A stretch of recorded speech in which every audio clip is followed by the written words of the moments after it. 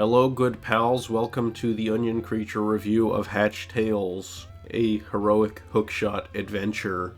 This is a video game that I kickstarted, let's check, 6 years ago. So it's been a bit of a long time coming. Back then, this game was referred to as Chicken Wiggle Workshop and was intended to be an HD port of the game Chicken Wiggle from the 3DS to the Nintendo Switch. Chicken Wiggle was a late 3DS release, coming out after the Switch in 2017, and was sadly pretty overlooked. I think it's actually a bit of a gem from the late 3DS's library. I have the 3DS version in the Atui collection that came out.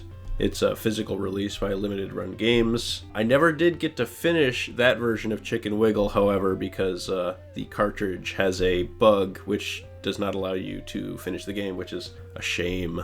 That's too bad, and it wasn't able to be fixed, I guess, because it was so late in the 3DS's life. I don't know. But I do really like this game. It's a 2D puzzle platformer. The original was pixel-based. This new version has HD visuals, and a big component of the game is its extensive level editor. So it's pretty clearly taking inspirations from something like Mario Maker, but it did have its own campaign levels, and then plenty of user-made levels available online, which was pretty damn cool for a 3DS game at the time. This comes from the developer Atui, who is most well known for their series Mutant Mudds, which is a game I really enjoy. I really love the original Mutant Mudds. I think it's a classic, and the sequel, Mutant Mudds Super Challenge, is also quite good. Those were 3DS games, but they were also ported to the Nintendo Switch. I first played them on Switch, and then played through them on 3DS in the Atui collection. Anyhow, this project has transformed from its original version that was on Kickstarter that I funded, and now has its own identity, that being Hatch Tales, a heroic hookshot adventure. So the original game takes pretty heavy inspiration from Banjo-Kazooie. Instead of a bear and a bird, you have a chicken and a worm, the worm being the chicken's hookshot. So that leads to some fun gameplay, some good puzzles, and I really like that original title. I think it's very snappy, fun,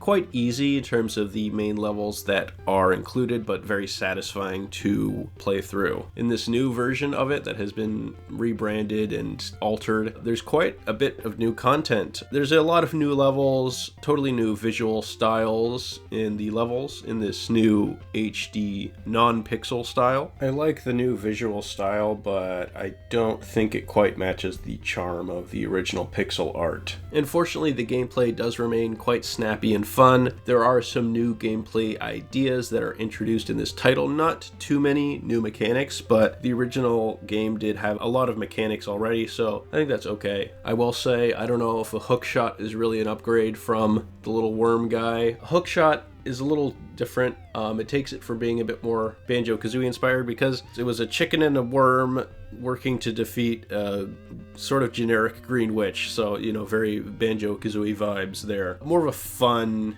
cartoony aesthetic than this game, which still retains mostly that aesthetic, but I would say takes Zelda inspiration more so than Banjo-Kazooie for some of the new elements. Like there's a dark world that you can enter by finding rifts and pecking at the screen, which is kind of a fun detail that shatters the screen. The fact that it's a hookshot, obviously Zelda is associated with the hookshot, and it's, I guess, more of an adventurous, high fantasy inspired feel. So yeah, a bit different. I miss the worm. I think you could have still had the worm, but I guess it being a hookshot makes it more Zelda inspired. Sure, okay, that's how it goes. But alongside this new campaign, the original Chicken Wiggle levels are included with HD visuals. You can switch between the original pixel art and the new redone visuals at the start of the level. In one of the pre-release videos, it was shown that you would be able to change between HD visuals and the pixel art mid-level, but in the final version that feature hasn't made the cut, which is unfortunate. Another feature not included that I wish was is HD Rumble. Mutant Mudds and another Atui title, Zeo Drifter on Switch, have really great HD Rumble. I'm a big HD Rumble proponent, so not having it in Hatch Tales is too bad. Would have liked to see that included. Maybe it can be added in an update, I don't know.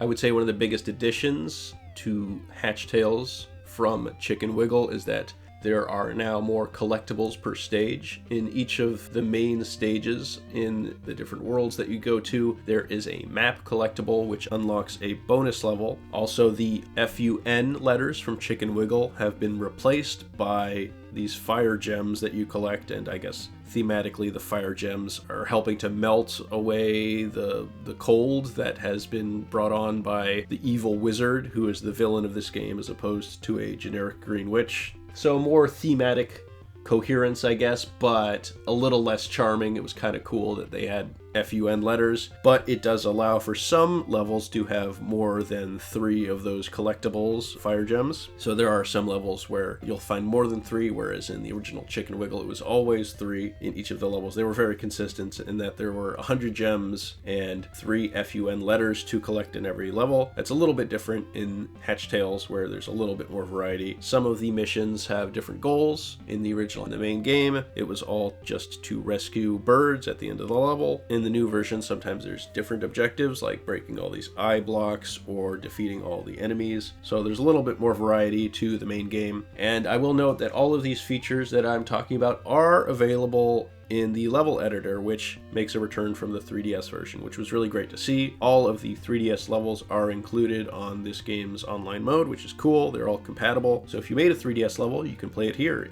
with new HD visuals. So I checked out my one that I made. I think it holds up, actually. It was a little bit more difficult than I remember. Titled Excavation by Onion Creature. Wow. And this is a good way to preserve that content, as now the 3DS's online features have been disabled. So it's nice that those levels are preserved in this new version. That's pretty cool to see. Hatch Tales has also been rebalanced a bit. Now, instead of having 1 heart per level, you have 2, which is pretty nice. Some of the levels do go on a bit longer than those original Chicken Wiggle levels, which were mostly pretty short. So having 2 health points is a bonus. There's also breakable pots, again, a Zelda thing, which can at times contain hearts, so you can collect that if you've lost a heart. And a feature that I encountered a couple times is if you're really struggling on a level and dying a lot, you will automatically receive additional hearts if you keep dying. So the game doesn't even tell you about this. It's not really like an advertised feature, but if you are really struggling, the game will lend you a hand and say, okay, here's an extra heart, and you can also get another extra heart. I don't know if it maxes out at 4, it might, but you might even be able to get more if you keep dying. That's a nice quality of life feature that was included. I think the main game does feel like a bit more of a complete experience than Chicken Wiggle did. I can kind of see why that change was made, because in Chicken Wiggle, the main game is quite short, and it's really more just a vehicle to introduce mechanics that you can use in the level editor. Whereas with Hatch Tales, I think I beat it about 8 hours. Decently long game. There's lots of side content, lots of unlockable levels. There's unlockable retro levels themed around Mutant Mudds, which was nice to see. It's sort of like getting new Mutant Mudds content in 2024, which is pretty nice. I like Mutant Mudds a lot. The gameplay style's pretty fun. Nice to get some Mutant Mudds style levels, and then you also can unlock some 3DS style levels, which are a bit more challenging than the usual levels, which tended to be pretty easy. These ones are a bit more challenging. I will say it's a little strange that some of the Chicken Wiggle content is shared in Hatch Tales. Like there's some shared levels. I was like, wait a second, I've already played this level, but then I was like, oh, I just played it in Hatch Tales and now I'm playing it in Chicken Wiggle, or vice versa. I already played this damn thing. I guess just more of a way of including content in the main Hatch Tales game. Just touch on the music and sound design. I think it's a little bit of a downgrade from the original chiptune style. I think that style really worked very well. It was more bouncy and fun. The redone versions of those tracks tend to be pretty good. At least one of them I thought was better, but the rest of them I just thought, okay, they're pretty good, but not quite as good as the chiptune versions. And then for the main Hatch Tales game, we do get all new music tracks and music themes. They're a bit more atmospheric. It's pretty good music though. It's good platformer music for sure. Not as standout as some of those Chicken Wiggle tracks. And Banjo-Kazooie composer Grant Kirkhope also worked on the Chicken Wiggle HD tracks. Since Banjo-Kazooie was clearly an original inspiration for Chicken Wiggle, that same composer was able to work on this title as well. That's pretty neat. There's also a brand new boss battle in this game, which I thought was pretty nice. That's something that the original Chicken Wiggle definitely did not have, so having a boss fight in this version was a great way to cap off the game, because there aren't any other bosses, there's just the final boss, and it's a pretty good final boss. It took me a while to figure out how to beat it. Once I figured it out, it wasn't that hard, but still pretty fun, and I like that.